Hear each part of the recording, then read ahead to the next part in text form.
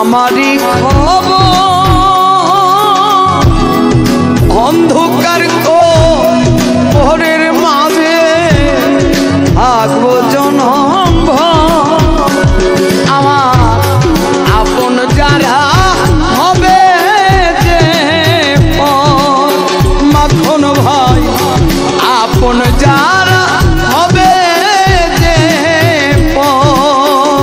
যেদিন আমি মরে যাব